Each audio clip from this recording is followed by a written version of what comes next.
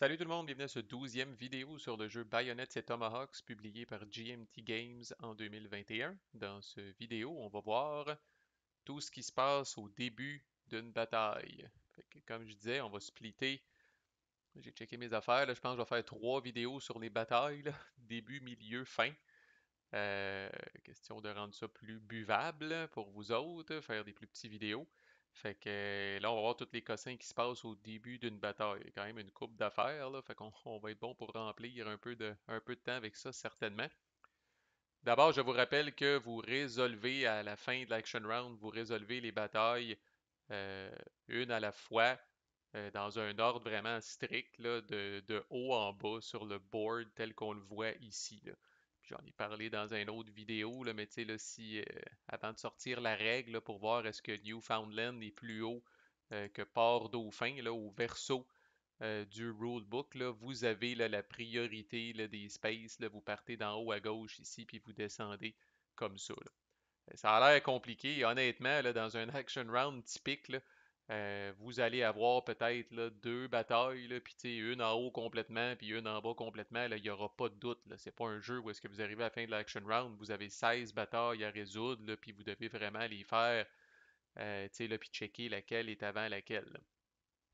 La raison pourquoi que ça a été fait, pour ceux qui sont curieux, là, c'est qu'évidemment, là, vu qu'on résout complètement une bataille, incluant la retraite, ben là, ça se peut qu'il y ait des unités qui bougent. Là. Tu sais, par exemple, si ce gros stack-là se fait sacrer une volée, puis retraite, par exemple, ici, ben là, après ça, ça peut influencer les possibilités de retraite d'une autre bataille, mettons, qui serait ailleurs sur le board. Là. Fait que pour éviter que les joueurs y pensent trop, là, puis fassent des stratégies un peu cheesy, là, puis disent, attends, on va faire cette bataille-là avant cette bataille-là, là, c'est fait dans un ordre déterminé par le jeu. Là. Mais comme je vous dis, là, ça, je pense que j'ai jamais vu, moi, dans ma vie, un cas où il fallait se référer à cette table-là, mais on l'a fourni parce que c'est trop jamais.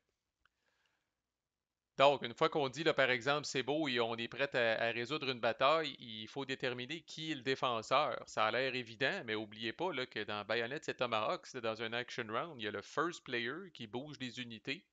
Ensuite, le second player bouge des unités, puis le first player, s'il s'est gardé un AP de réaction, peut bouger encore.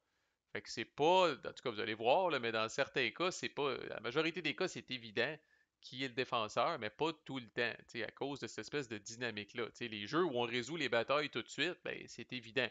Mais les jeux où je bouge, après ça tu bouges, après ça possiblement je rebouge, ben là, tu sais, comme qui était là, puis qui est le défenseur. Fait que bref, il y a 3 priorités tout simplement. Celle qui arrive le plus souvent, évidemment, c'est que le défenseur est la faction qui avait des unités sur la space au début de l'action round.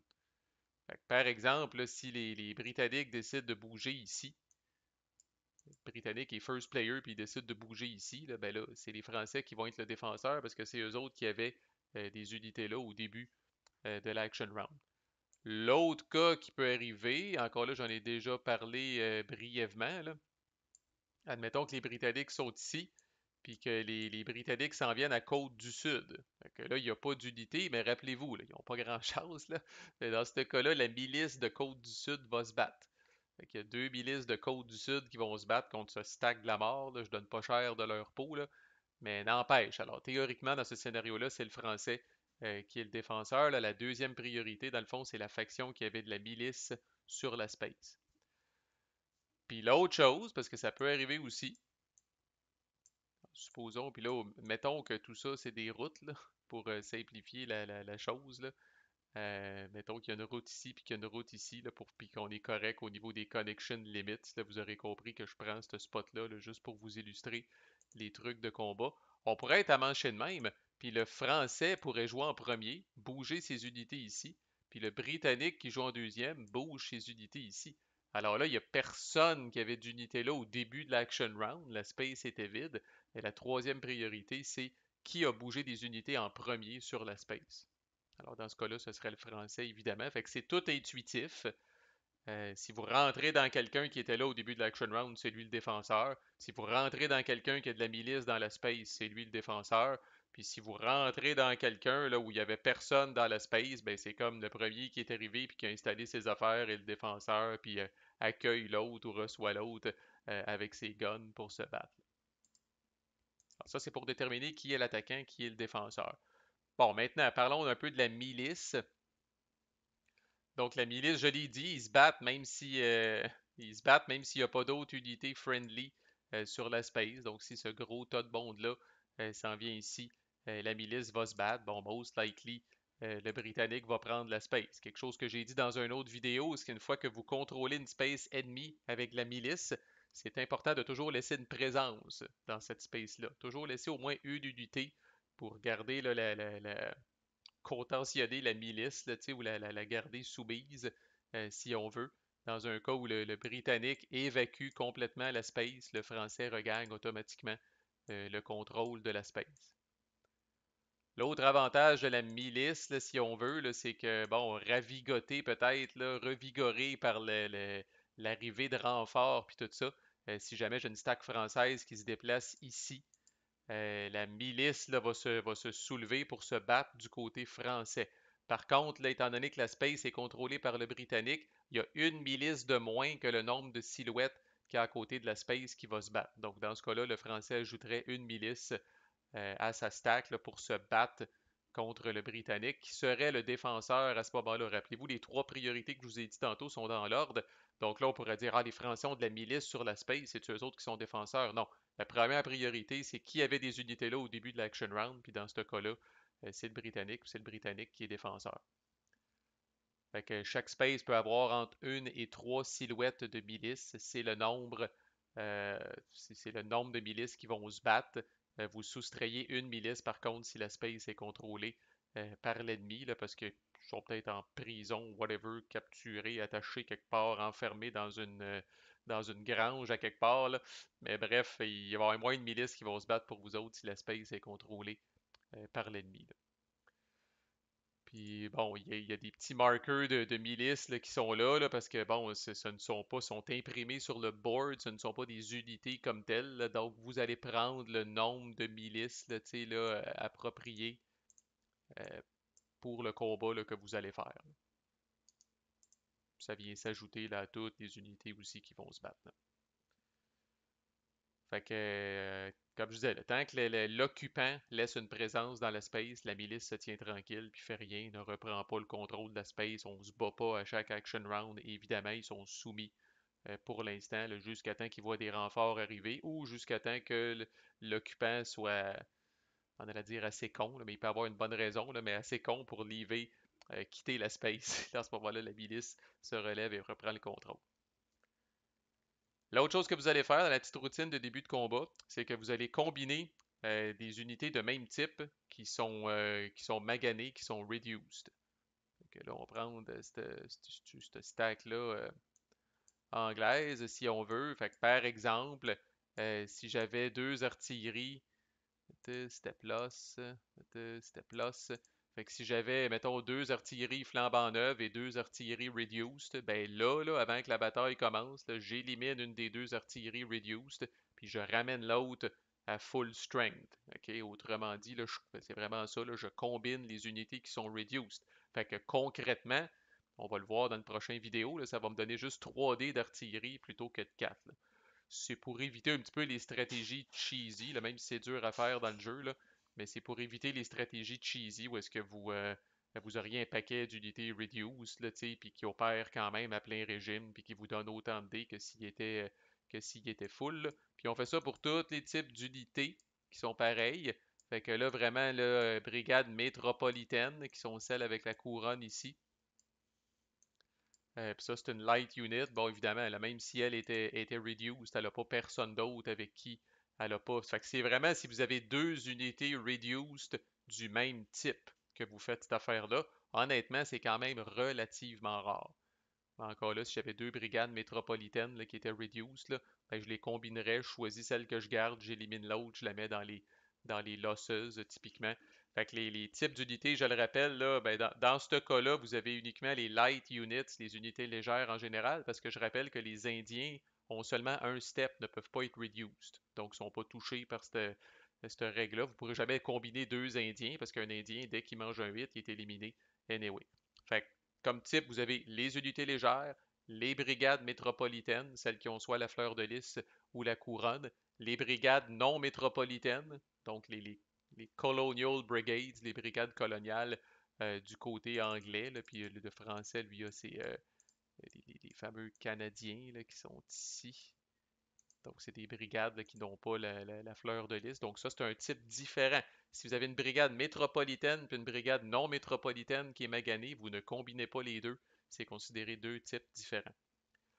En passant pour les brigades métropolitaines, les brigades Highland, je pense qu'il y en a une plus bas. Ouais.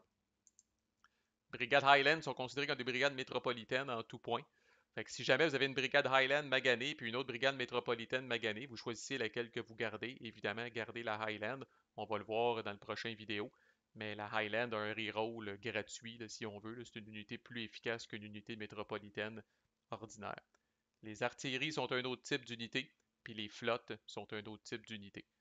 Évidemment, les commandants ne peuvent pas être reduced, fait qu'ils ne sont pas touchés par cette règle-là.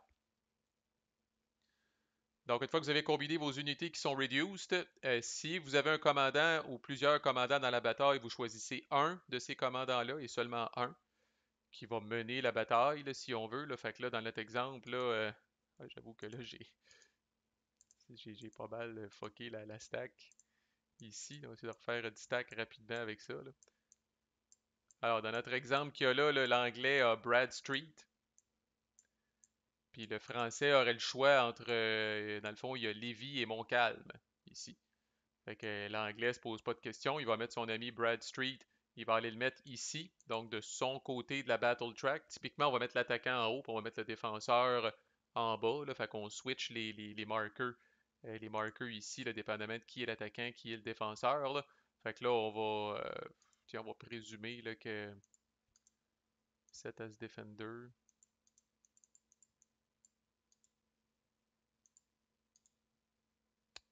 Un instant, je suis capable de faire ça dans mon ami Kevin Cadway, des fois, qui en fait pas mal. Set as defender. Ah, ok. Set as attacker. Bon. Ok, fait qu'on va dire que le British est l'attaquant, fait que le British est en haut, donc le British mettrait son commandant en haut, Brad Street, il met vis-à-vis la colonne de la valeur du commandant, qui est 2 dans le cas de Brad Street, alors que le français, évidemment, logiquement, devrait prendre Lévis, qui est un stud, qui est son meilleur commandant, qui est de 3, non seulement 3, mais qui en plus, là, comme on le voit, là, on va y revenir là, avec les symboles dessus, Lévis peut donner des rerolls autant à des unités légères qu'à des brigades, tandis que Brad Street peut donner des rerolls seulement à des brigades, là, comme on voit avec le petit carré qui est là. Donc les deux camps choisissent un leader, généralement ça va de soi, vont le placer vis-à-vis la bonne colonne, vis-à-vis les leaders rerolls. Les deux camps vont placer ensuite leur marqueur de bataille à la case 0 de cette battle track-là, comme je disais, avec l'attaquant en haut puis le défenseur en bas. Puis là, après ça, c'est le moment de processer. J'en ai parlé déjà à quelques reprises dans d'autres vidéos là, quand ça a donné, là, les pénalités de bataille. Donc, les stacks ou les unités peuvent traîner avec eux autres là, ce qu'on appelle des pénalités de bataille, là, des situations non favorables qui vont faire en sorte là, que ça va les désavantager en combat. J'en ai pas mal toutes parlé, là, mais je les rappelle ici systématiquement. Là. Donc, si vous avez... Alors, si vous avez... il existe le Landing Battle Penalty. Donc, si vous venez de débarquer au début de l'Action Round, vous étiez dans le Sail Box et vous venez de débarquer sur une space côtière. Là, comme je disais, vous êtes encore dans une chaloupe là, avec de l'eau jusqu'aux genoux, puis vous êtes en train de débarquer. Là, ça vous vaut un marqueur de pénalité de bataille. Donc, ça, c'est un exemple. Si vous avez fait un Marshall Troops pendant l'Action Round sur votre case, là, donc l'action de dire venez-vous-en, venez ici, de prendre des unités qui sont adjacentes puis de les ramener. Là, comme je disais, ces unités-là arrivent en courant un peu à bout de souffle. Puis ça vaut un marqueur de pénalité de bataille aussi. Le Marshall Troops, le symbole est toujours le même. C'est le petit texte du marqueur qui change. Si votre stack est en déroute, donc si votre stack est en déroute, vous avez aussi une pénalité de bataille. Si votre stack est out of supply, on va voir le supply après les batailles. Là, si on fait ça à la fin de chaque action round, là, vous aurez compris, classique wargame. Là, out of supply, c'est d'être coupé un peu là, de la mère patrie et de ne pas être capable de vous ravitailler. Donc, si vous êtes out of supply, vous avez aussi un marqueur de pénalité de bataille. Et cette pénalité-là, spécifiquement d'out of supply, est doublée si dans votre stack vous avez 8 unités ou plus, sans compter les commandants. Fait que thématiquement, là, plus il y a de monde, là, plus faut se rationner en sandwich, là, puis en bouffe, là, et puis plus c'est dur sur le moral, puis c'est dur sur l'efficacité des troupes. Donc, out of supply, c'est -1 si vous avez 7 unités ou moins, mais c'est -2 si vous avez 8 unités ou plus. Et finalement, la dernière pénalité de bataille, si vous attaquez un fort. Donc, si vous êtes l'attaquant puis vous venez vous frotter à un fort, vous avez automatiquement un marqueur de pénalité de bataille et vous doublez cette pénalité-là si vous n'avez pas d'artillerie. Donc, essayez de s'en prendre à un fort sans de l'artillerie, là. Disons qu'il faut se lever de bonne heure, là, parce que si vous essayez d'attaquer un fort sans artillerie, vous allez avoir 2 pénalités de bataille au lieu d'une. Mais même si vous arrivez avec de l'artillerie bien équipée, là, attaquer un fort, c'est tough, vous allez avoir une pénalité de bataille. Alors, ça peut arriver que les deux camps aient des pénalités de bataille. Fait que chaque joueur check ces affaires-là. Normalement, vous l'avez vu, il y a des marqueurs pour toutes ces choses-là. Fait que c'est pas très compliqué, là. Les marqueurs sont déjà proches des unités. Fait qu'on sait, ah, tu sais, moi j'ai 2 pénalités de bataille, toi t'en as une. Le point ici, c'est que pour chaque pénalité de bataille que vous avez, vous allez reculer votre marqueur de combat dans le négatif. On va voir dans une prochaine vidéo ce que ça va faire, là, mais vous allez reculer votre marqueur de combat dans le négatif, là. Autrement dit, vous partez un peu dans le trou, là, puis vous allez avoir du chemin à faire, là. J'espère que vous avez beaucoup d'unités, là, parce que vous partez vraiment avec un déficit par rapport à votre adversaire, là, puis vous allez devoir faire beaucoup de hits, puis en tout cas brasser beaucoup de drapeaux là, pour être capable de finir on top de votre adversaire. Parce qu'au final, malgré que la séquence de bataille, on va le voir, là, il y a une coupe d'affaires, là, mais tu sais, à la fin, là, à la fin de la bataille, c'est qui a son marqueur de bataille le plus loin sur la track, c'est ce joueur-là qui gagne la bataille. Puis comme dans la majorité des jeux, en cas d'égalité, l'avantage est donné aux défenseurs. Fait que si on finit tout, c'est à la case 2 de la track de bataille, ben, dans ce cas-là, ce serait le Français qui gagnerait la bataille parce que c'est le Français qui est le défenseur. Mais ça, c'est pour la prochaine vidéo quand on va expliquer là, quel dé qu'on brasse puis comment est-ce qu'on bouge ces marqueurs-là. Là. Mais sachez que dès le départ, même si les deux marqueurs commencent à zéro, une faction pourrait commencer, par exemple, le British, s'il attaque un fort, pas d'artillerie, pourrait commencer à -2 ici. Là.